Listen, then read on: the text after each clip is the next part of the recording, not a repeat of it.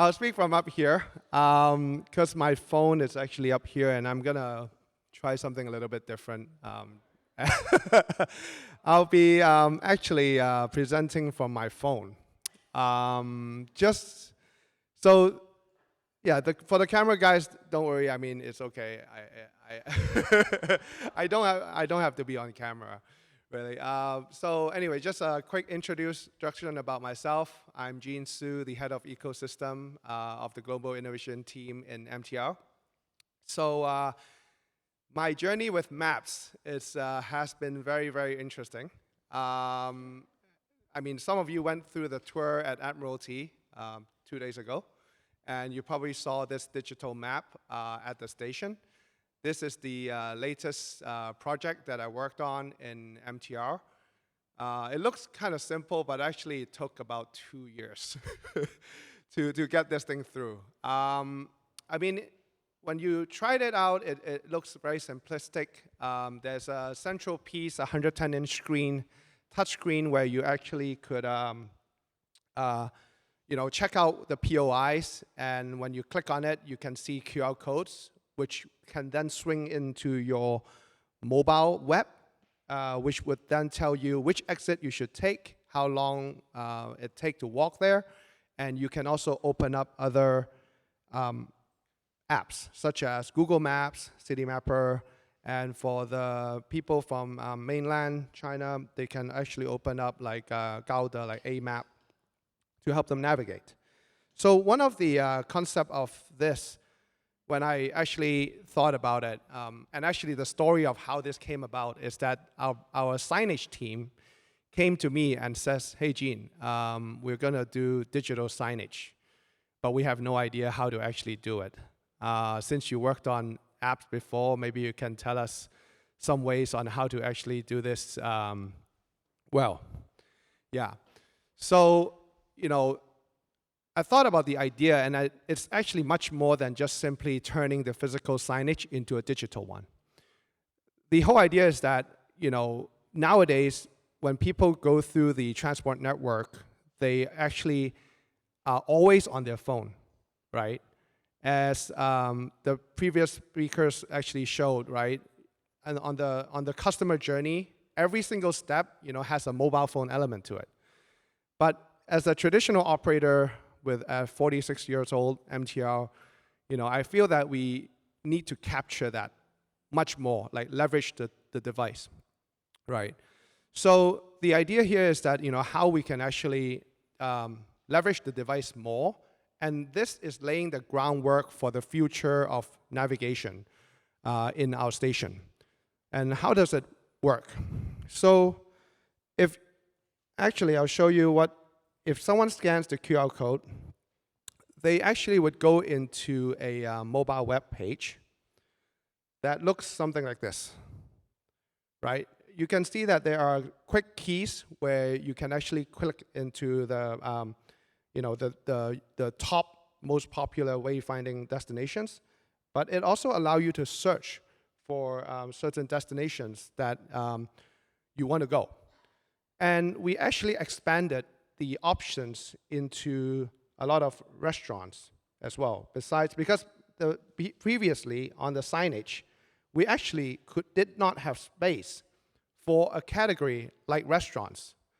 But this is something that potentially we could really be helpful on, in the sense that, hey, people want to go to a restaurant and they would be wondering, like, what is the exit for that place, right? So we want to actually be able to provide the most trusted information on how to actually get to the restaurant, and like provide the instruction on how to use the last mile app to actually get there, right? So, but you're like, okay, this is wayfinding, using a mobile mobile app to do it, or a mobile website.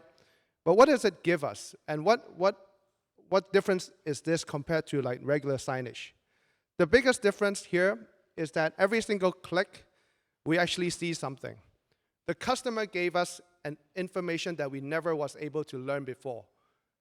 Previously, we would never have known that this person wanted to go to this particular restaurant, but now actually we know.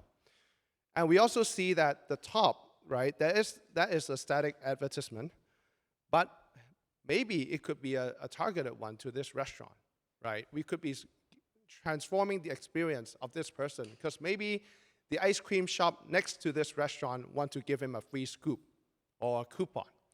And now this is actually possible.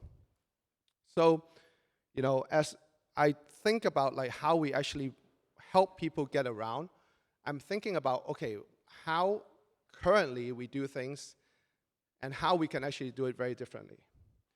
So, I mentioned about my journey in mapping, and an app I actually like a lot is Swarm. So this particular app actually, it used to be called Foursquare. It's where I actually leave my breadcrumbs as I go to different places in Hong Kong. Actually, I just had this for lunch before I walk here. But prior to that, I actually went to a dessert shop, and I actually bought some desserts. Actually, it's on the table now. So after my talk, you can actually have some of these like local desserts from Hong Kong. But why am I showing you this?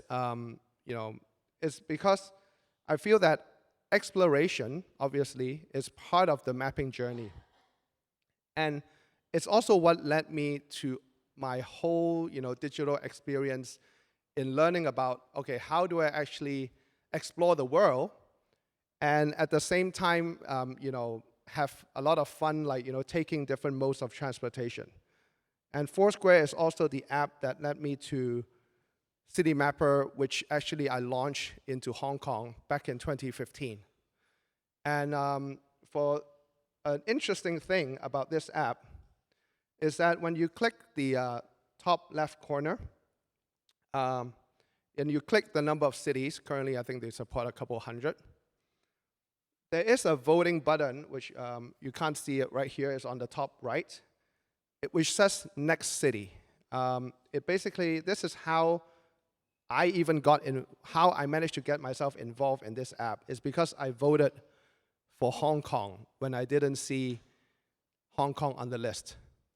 And for those of you working or looking to get people to help on your efforts, this is quite a good trick. Is that, hey, you know what? You can get people to vote for something, and there's an optional area where you can ask them, would you like to be a hero? And what that means is that you get early access and surprises. And believe it or not, this is what I filled out, basically back in 2015. And 2 weeks later, I get a call from the COO of the company, and 4 weeks after that, they flew me out to London, and 3 months after that, I launched City Mapper in Hong Kong. And talking about mapping, right? There is also this idea that most mapping apps do not do well indoor. And this is something that I also have been looking into, like how do we actually, navigate indoor? And that's actually when I look into this app called Mapsus, Mapxus. So these guys are a local Hong Kong startup, but they have been expanding in Southeast Asia and doing quite well in Japan. So currently the Narita Airport navigation is done using Mapsus technology, which is using Wi-Fi fingerprinting. So which means that you don't need to install any extra sensors, and the system will be able to pinpoint the location of a phone within accuracy of 3 to 5 meters. So what does this actually mean? Not only can people navigate to between places, but the Japanese shopping malls are using it as a gamified way for people to hunt coupons when they are in the shopping mall. So imagine now that you can actually find different shops, right? You can actually also see what are the different shops offering, right, as you're walking by them. Because normally, you might not be able to know that, hey, this shop has certain offers, right? So besides indoor navigation, right, during COVID, there was nowhere I could really go, right? And I discovered another app, which is the world's #1 move to earn app. It's a crypto game, but this changed the way I look into walking. And like by how much?